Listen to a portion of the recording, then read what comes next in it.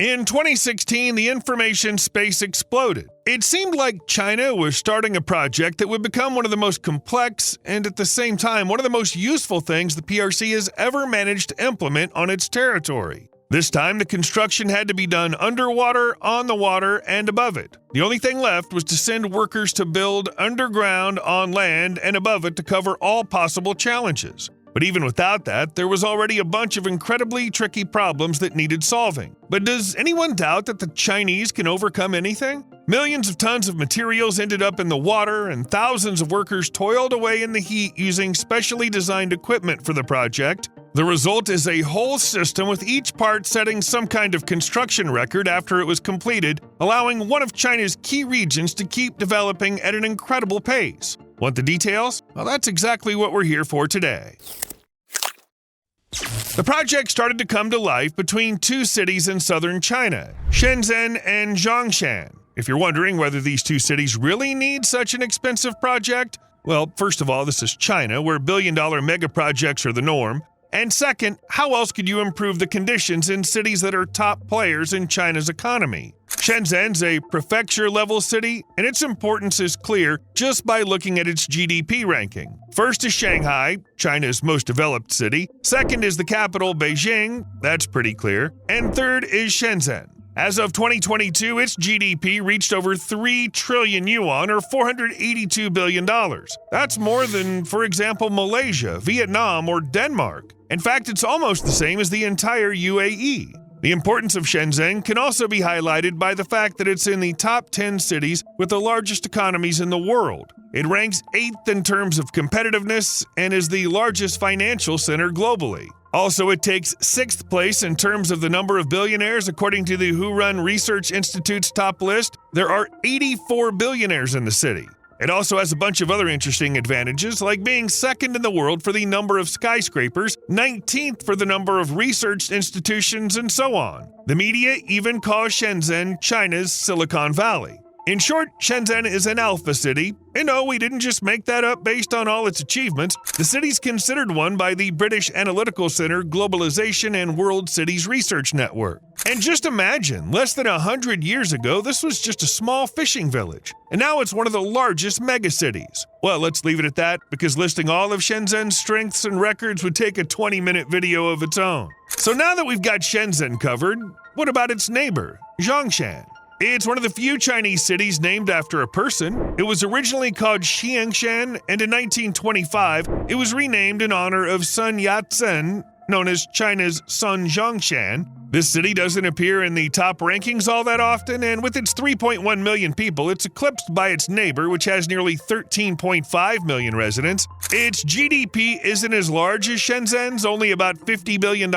However, the Chinese government is actively working to turn the city into another tech hub of the country. The city is advancing its industry and establishing national-level research centers. Moreover, it has the Zhongshan National Torch High-Tech Industrial Development Zone, which as of 2021 attracted 430 foreign invested enterprises, including 20 from the Fortune 500 list. For example, Canon and Casio have operations there. Also, Zhongshan is home to one of China's largest seaports, which mainly handles bulk cargo and containers. In short, the city's attractive both to foreigners and locals, particularly those from the neighboring Shenzhen. It's clear that these two cities are closely connected. Goods need to travel from one city to the other. Some people live in Shenzhen but work in Zhongshan, or vice versa. But there's one problem with all these movements, the Pearl River, which makes it impossible to simply drive directly from one city to the other. As obvious as it may seem, the problem is not only recognized by us. There have been bridges connecting the two cities for a long time, with the most convenient one being the Humen Bridge, as it literally connects the two cities.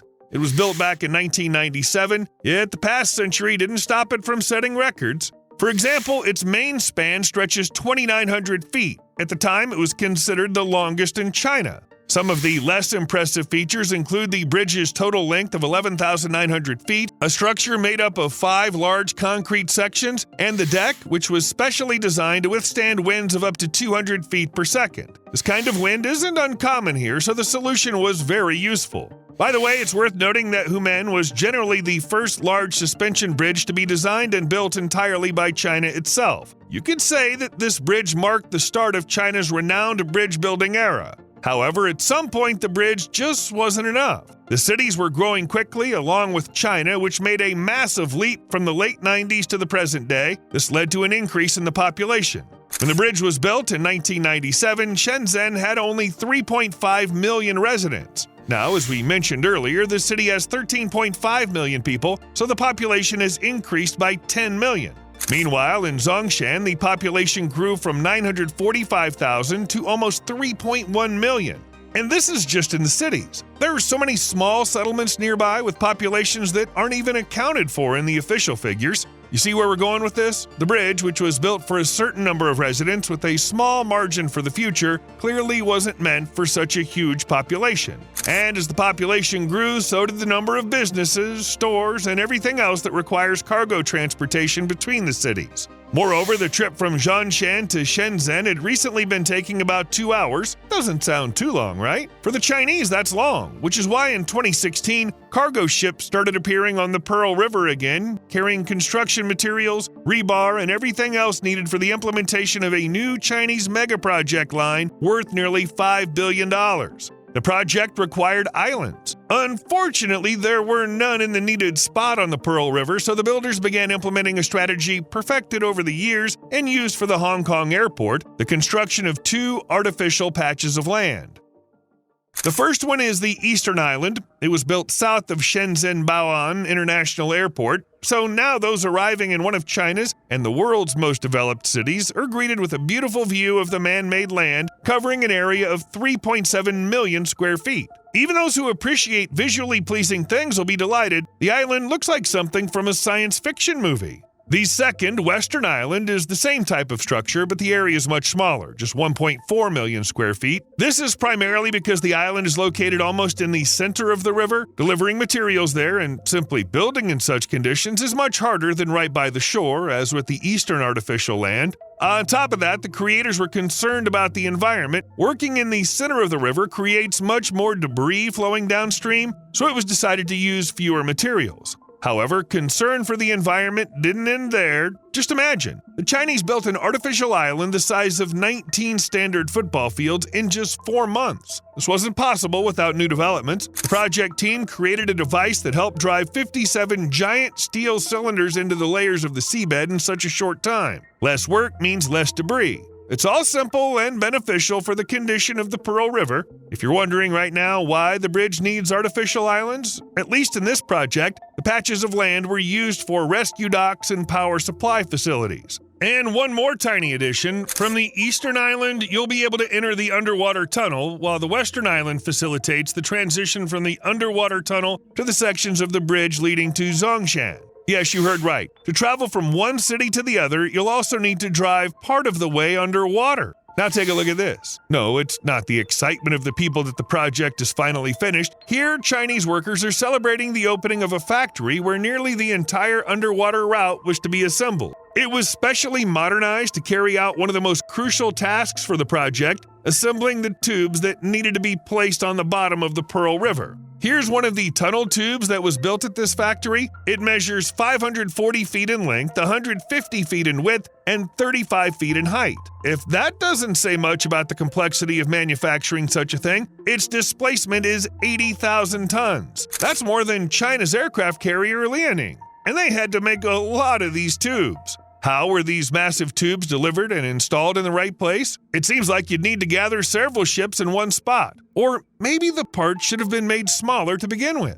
Nope, everything was carefully planned. A special vessel was used, which resembled a giant floating factory with several hundred workers. The vessel would pick up each tube from the factory, then transport it over 31 miles, crossing 7 shifts in the riverbed, and then those hundreds of workers would make sure to correctly lower each tube to the bottom and properly attach it to the previous one. And it wasn't just about placing each tube on the bottom, it also needed a foundation. What do you think the Chinese came up with? An underwater 3D printer. Apparently, it ended up being not just a convenient innovation, but also a way to save money and speed up construction. It's no surprise that there were problems throughout this process. How could there not be with such a complicated construction project? Divers had to be involved, and those in the control room of the floating factory had to be on high alert. However, in the end, the record-breaking tunnel is ready. This is the longest two-way 8-lane underwater tubular tunnel. Its length ended up being more than 3 miles. Also, it's the widest underwater tunnel with a shell. The width reaches 182 feet. Speaking of records, get ready to count on your fingers because the new Chinese route between Shenzhen and Zhongshan holds a lot of them, though some of them are quite unique. Driving through the record-breaking tunnel must be quite a pleasant experience, but if we take a closer look, things get even more interesting. For instance, the tunnel has lighting. Don't rush to say that in today's world that doesn't impress anyone. These light strips can change color depending on the ambient temperature and traffic conditions. Let's assume there's an emergency. A tunnel is generally a place hard to get out of, and an underwater tunnel is even worse. Well, the light strips will show you how to escape, where to go, and so on. Basically, just what you need for people suffering from claustrophobia. Moreover, in addition to the lighting safety system, the tunnel also has a fire suppression and smoke extraction system. China without robots? Not a chance. So underwater, there's a team of 14 patrol robots constantly at work monitoring the pipes and cables, ensuring they function properly, and even monitoring car accidents. If something happens, the robots can direct traffic using built-in loudspeakers and capture everything with their onboard cameras, transmitting the footage to a remote control center. Since we're talking about safety of the underwater route, here comes another record. This is the widest multi-fold waterproof plug for the final junction between the tunnel and the submerged pipe. Yep, another record. Why not? Now let's talk about the bridges. While we've been discussing the advanced tunnel, which took so much effort, we might have forgotten the fact that there's also the journey above the water. The total length of the 2 bridges that connect the artificial islands with the shores is 27 miles. Of these, 10 miles stretch over the sea, which keeps the route between the 2 Chinese cities from taking first place in the ranking of the longest bridges of this type. And yes, the bridge isn't continuous, so it can't be considered a competitor to structures that aren't connected by underwater tunnels. However, this likely doesn't disappoint China's record lovers because the bridges still earned a lot of praise. From start to finish of the main span of the Shenzhen-Zhongshan Bridge, you need to travel 5,460 feet, a record among all sea suspension bridges with box girders. Additionally, the bridge section of the transport system boasts the highest navigational clearance for a sea bridge, as well as the highest bridge deck in the world, located 300 feet above the water. If you calculate the total area of the roadway, it'll come out to 4 million square feet. But of course, it's not going to make the top rankings, though if you consider that the surface was created using hot epoxy asphalt, that would be a record. The towers that hold up the bridge sections didn't break any records. Still, they're impressive because they range in height from 700 to 885 feet, roughly the height of a 90-story building. Of course, it was the main towers that raised the most concerns before construction began. The conditions on the river aren't great. The marine environment's already tricky. Plus, as mentioned, typhoons often strike here. The Chinese decided to minimize risks in their own way. They developed something new. In 2018, they came up with and planned a smart machine for tower construction, which handles steel rod processing and installation, concrete distribution, maintenance, and monitoring. And it's also mobile. You know how long it took to make it? 1.5 years. So the unique machine was already available in 2019. Probably that's why the project timelines didn't get shifted. As the project member stated, the new machine is capable of building towers 1.5 times faster than traditional counterparts. And of course, with such a machine, safety on tower construction sites improved, at least because the number of high-rise workers was reduced by 60%, and at most, it's a smart solution, which guarantees protection of the concrete from shrinkage cracks. Besides that, the towers together form a holding system made up of cables with a maximum tension strength of over 140,000 tons each. Each cable, of course, was tested in lab conditions. This, by the way, allows the bridge to withstand a typhoon with wind speeds of 275 feet per second or 187 miles per hour. How can we picture that? Well, for example, a bridge should handle something like Hurricane Irma, Category 5, which hit the southwest U.S. in 2017. At that time, the maximum wind gusts reached 177 miles per hour. By the way, what if a mega wind starts? Drivers are probably going to lose control over their cars, And are there any protections from reckless drivers on the bridge? This is to say that the barrier should ensure the safety of the whole structure. And it does. During tests, the Chinese drove vehicles into the barrier and checked how well it could withstand the impact. Not just regular cars, but actual buses to apply maximum pressure to the barrier. Did you know that this field has its own Nobel Prize? It's called the George Richardson Medal, and in 2024 it was awarded to the Shenzhen-Zhongshan route.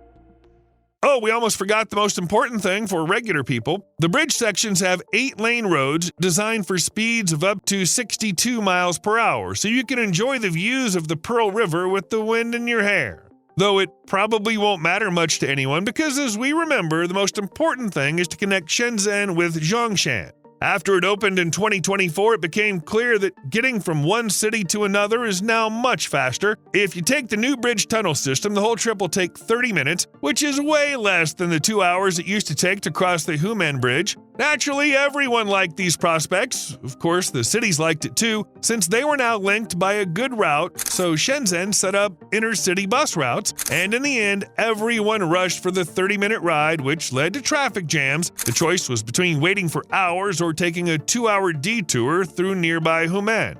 However, then the hype died down, the traffic stabilized, and about 100,000 vehicles started using the route daily on average, with 3 million cars trying out the new road in the first month. This immediately impacted the entire logistics situation in the area. For example, traffic on the Humen Bridge decreased by 26%, while on the other, more distant ferry crossing called Nansha, which is farther from Shenzhen and Zhongshan, it went down by 7%. What's interesting is that the opening of the new route led to an overall increase in travel demand. People thought the congestion had decreased, so they could now travel between the two banks. Daily traffic on all Pearl River crossings grew by 14.97% year over year. So $5 billion in 8 years were enough to motivate people to move around more, thus boosting economic growth. The contribution is substantial and exactly what's needed for one of the world's richest and most populated areas.